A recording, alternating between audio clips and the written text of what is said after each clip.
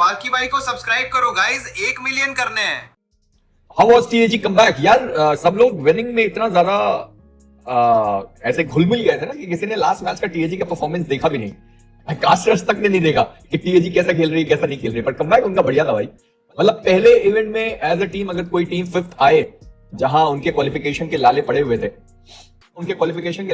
थे, वहां वो अगर फिफ्थ फिनिश करें तो भाई वो बहुत बड़ी बात है, मतलब बहुत ही ज्यादा बड़ी बात है। हालांकि सभी को देखना था भाई चैंपियन कौन बन रहा है कौन नहीं बन रहा है, तो उसकी वजह से पोडियम पर जो है उनकी बातचीत, देन उसके बाद वैसा। बट यार फिफ्थ आना एक्चुअली में बहुत तगड़ा कमबैक रहा उनकी तरफ से।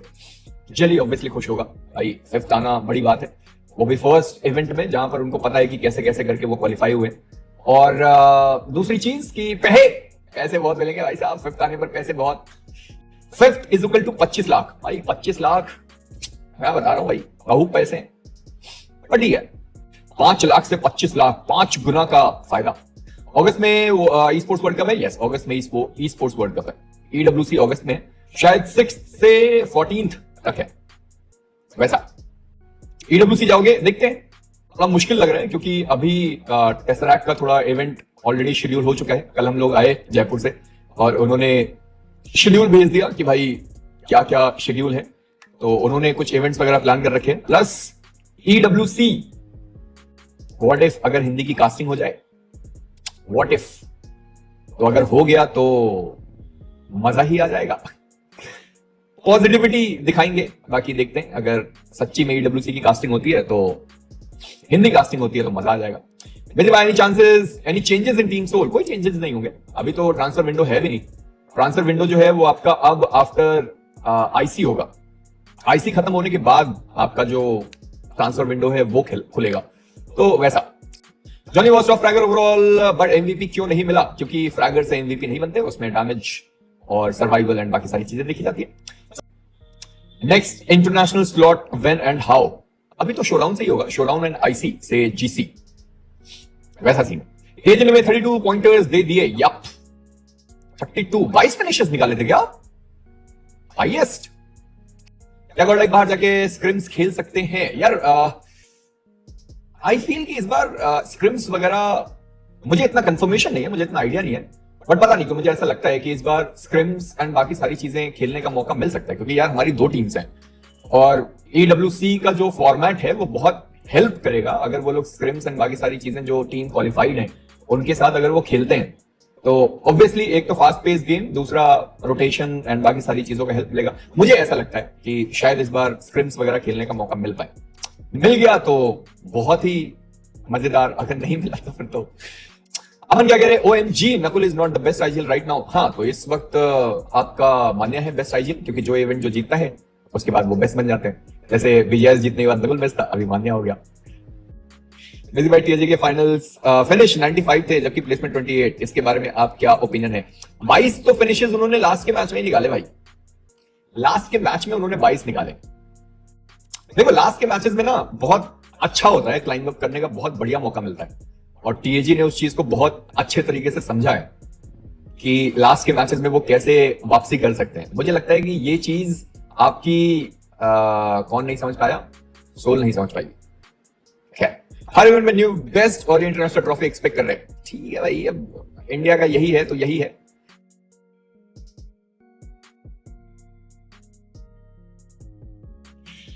हाँ, ओपन फॉर अपॉर्चुनिटीज डाला है, ठीक है ना भाई, क्या दिक्कत है? ओपन फॉर अपॉर्चुनिटीज डाला है तो अभी ट्रांसफर विंडो ऑन नहीं है, बट अगर उसने ओपन फॉर अपॉर्चुनिटीज डाला है तो कुछ सोच समझ के डाला होगा, क्राफ्टन से बातचीत करी होगी, कुछ होगा। अभी मेरे को कैसा पता कि कोई ओपन फॉर अपॉर्चुनिटीज डाला है तो कैसा डाला है?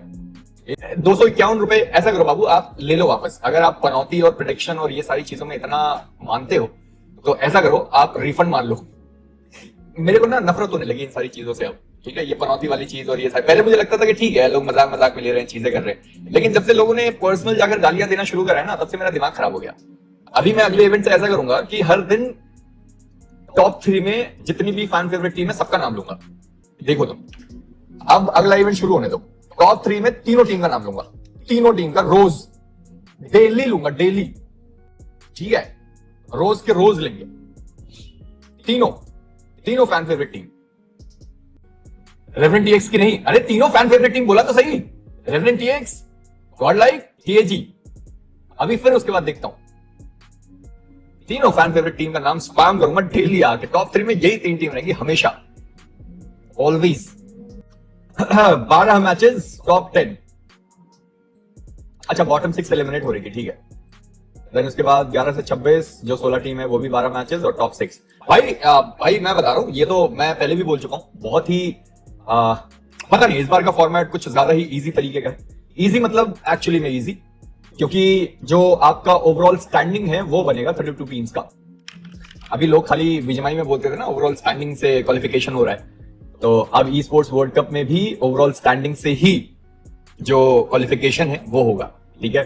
16 का एक ग्रुप इन्होंने खेले टोटल 12 मैचेस, इन्होंने खेले 12 मैचेस, ठीक है।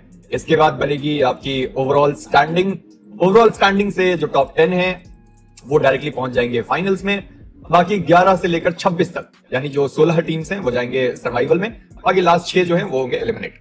तो भाई 32 में से टॉप 10 आना है आपको, और यानी कि अपने ग्रुप के अंदर आपको टॉप 4 लेकर चलना है। आई गेस टॉप 4 लेकर चलना होगा अपने ग्रुप में, तो ही कोई मौका बनता है। आप टॉप 5 भी ले सकते हो, पर वो डिपेंड करता है कि वो आपका ग्रुप कैसा है, उस ग्रुप में टीम्स खेल कैसा रही है, क्या सिंगल डोमिनेशन चल रहा है किसी टीम का। अगर वो होता है तो हमारा कट ऑफ कम हो जाएगा। अगर 5 टीम बहुत नेक टू नेक खेल रहे हैं तो क्या पता एक ग्रुप से आपकी 6 टीम हो जाए, दूसरी ग्रुप से खाली 4 टीम हो जो आगे बढ़े, तो वो टीम है, वो बात है। तो डिपेंड करता है कि अब ये जो ग्रुप्स हैं ये कैसे डिवाइड होते हैं और कब डिवाइड होते हैं, ग्रुप के बारे में अभी तक पता नहीं है। पर survival 16 teams, 12 matches and again top 6। तो तुम इस तरीके से लेके चल सकते हो कि भाई अगर यहां नहीं हो रहा है तो सर्वाइवल से भी टॉप 6 इतना मुश्किल नहीं होना चाहिए। डिपेंड करता है कि फिर अब यहां से कौन टीम्स आ रही हैं। क्या पता कोई टॉप टीम जो बॉटम 6 से पहले एलिमिनेट हो जाए, तो वो भी अलग बात है। बट यस, मोटा मोटा कुल मिला के बात यही है कि आपको कंसिस्टेंटली बढ़िया खेलना है, ठीक है। ऐसा नहीं कर सकते आप कि एक आध मैच आपने बढ़िया खेला, तबाही मचा दी, देन उसके बाद आप गायब हो गए, वो चीज नहीं कर सकते। कंसिस्टेंटली आपको बढ़िया खेलना पड़ेगा तो अच्छा हो पाएगा, अदरवाइज फिर मुश्किल हो सकता है। तो गाइज मैं लाइव स्ट्रीम करने वाला हूँ किक के ऊपर 3-4 दिनों में। जल्दी से मेरे किक के चैनल को फॉलो कर लो, यहाँ पे तुम लोग को मेरा अनफिल्टर्ड लाइव दिखेगा, बहुत मजा आएगा। जल्दी से आ जाओ भाई लोग। एमवीपी रेटिंग्स दिख रही है ना आपको, यही कारण था भाई, यही वो कारण था कि ये तो चलो ओवरऑल एमवीपी का है, बट मेन कहां पर देखो डिफरेंस, ये थोड़ा सा ध्यान से देखना भाई लोग। भाई इसके अकॉर्डिंग देखो स्कैरी जॉट को क्यों ओवरऑल यहाँ पर मिला गया, क्योंकि मेन थी उसकी रेटिंग का। जैसे हमने कहा कि भाई ये इंपॉर्टेंट है, ये अभी के लिए ठीक है, इंपॉर्टेंट वाला सीन नहीं है, लेकिन मेन इंपॉर्टेंट रहता है आपका एमवीपी रेटिंग। ओवरऑल कितनी कंडीशंस थी, एक तो एलिम्स था, ये तो चलो ठीक है, तो एलिमिनेशन पर मैच के हिसाब से एक ये था, एक आपका सर्वाइवल था। मतलब 4 कंडीशंस को मिला के, ठीक है, 4 क्राइटेरियाज को मिला के भाई आपका यहाँ पर एमवीपी की रैंकिंग होनी थी। तो अभी अगर मैं जॉनथन और स्कैरी के बीच में यहाँ पर कंपैरिजन करूं इन स्टैट्स के बेसिस पे, ठीक है, तो उसमें देखो 0.2 भाई कितना कम फासला है, 0.02। सोचो भाई, वरना जॉनी के बाद आ सकता था यहाँ पर। अगर आप भी मेरे जैसे जॉनथन के फैन हो और जॉनी की टीम की हाइलाइट्स देखना चाहते हो तो चैनल को जरूर सब्सक्राइब करो और नोटिफिकेशन बेल आइकॉन भी दबाओ ताकि एपेक्स गेमिंग की कोई भी जबरदस्त हाइलाइट्स आपसे मिस ना हो।